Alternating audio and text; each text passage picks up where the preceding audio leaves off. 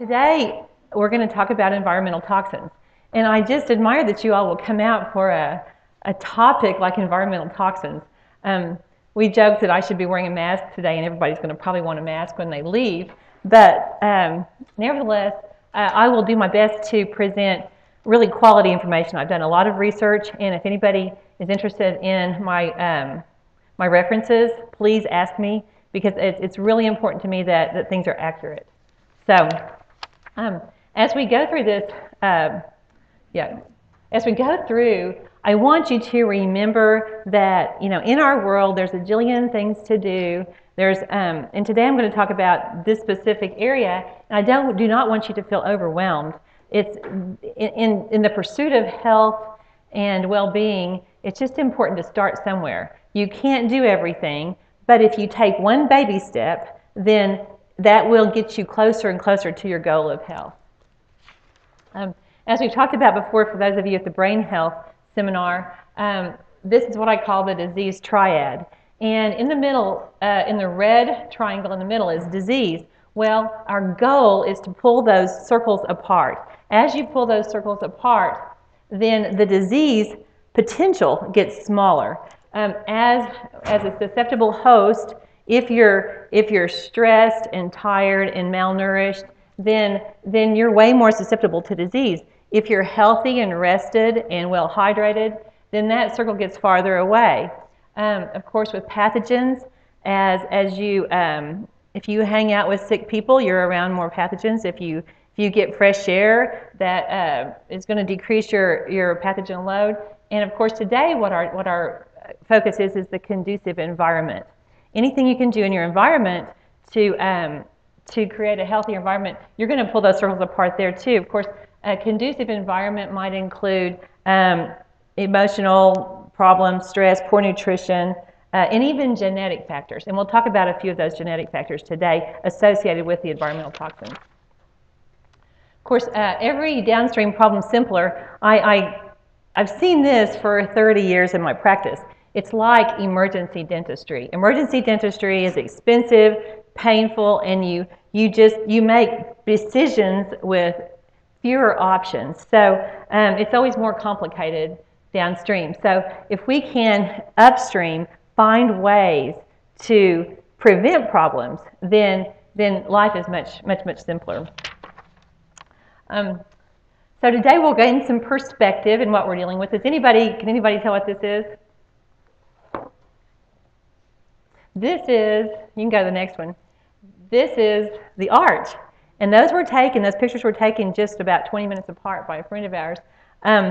It's just so easy in any field of medicine to have a very small view. And so you go to this doctor and they look at your toe, and you go to this doctor and they look at your mouth, and you go to this doctor and that's just, I think that's changing in the medical system. We're working toward looking at the body as a whole system, and I see the mouth as totally the gateway to health. So many times in the mouth, I see signs and symptoms of underlying problems. Things show up everywhere.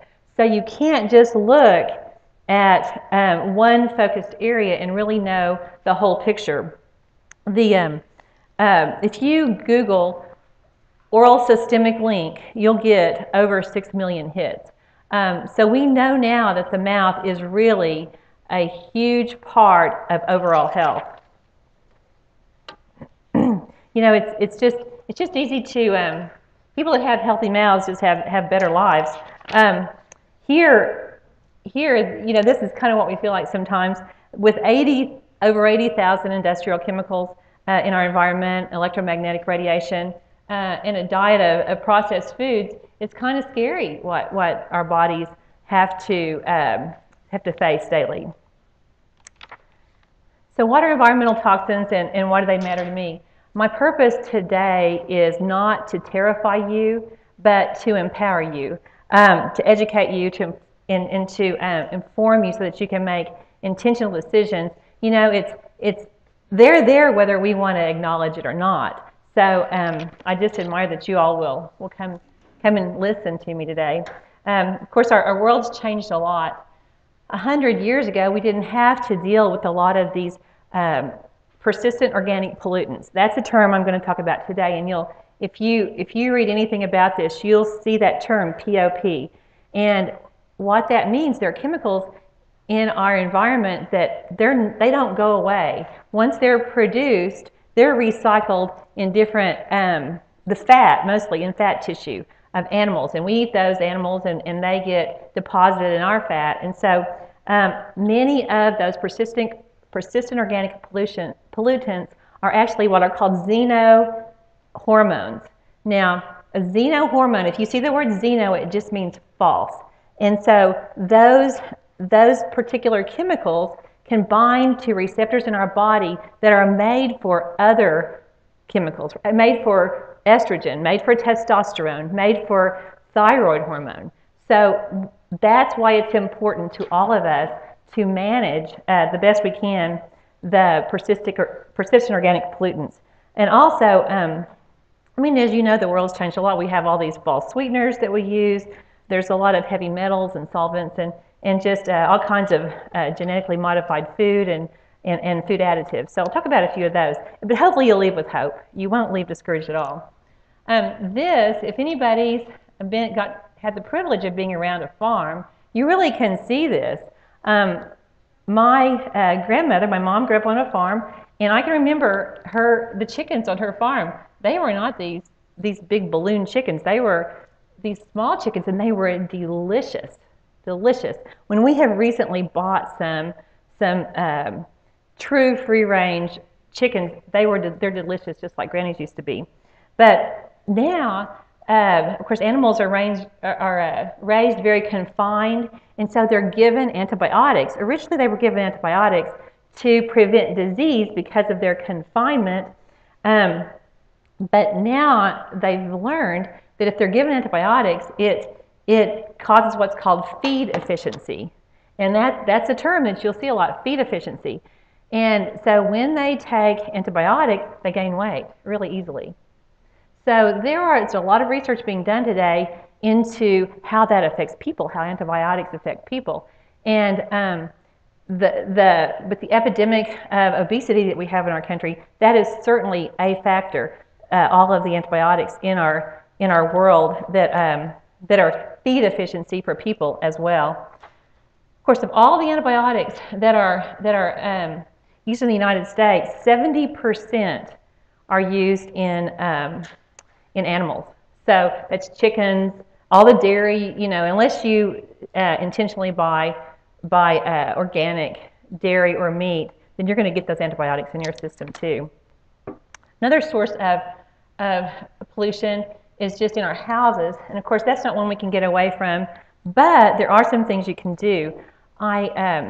Debbie did some research for me to look into green cleaners, and of course I'm in a master's program that's on the East Coast, and so things get to Oklahoma a little slower sometimes. So we weren't able to find a green cleaner in Oklahoma City that is truly using less toxic chemicals.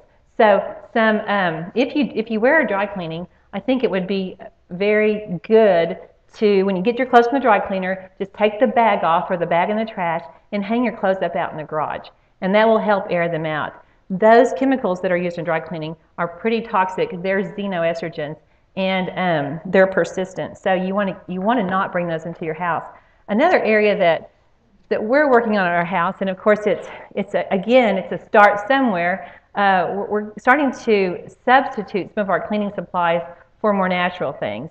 So we're starting an area on our website to give you all recipes and things that you can do. And I don't think it's prudent at all to go into your house and throw away all your Clorox and all your Lysol and all that. But you can say, okay, this week when I clean, I'm going to use vinegar and, I'm going to use some more natural things. You can just start decreasing your load. And we'll have a really good recipe that my mom gave me for granite cleaner that's a natural ingredient, and it does a better job on granite than anything else. And then also we have started making laundry soap, which is pretty hilarious because it's way better laundry soap. We put essential lemon oil in it and lavender oil, and you can have your scent, but it cleans clothes great. and it's much less expensive.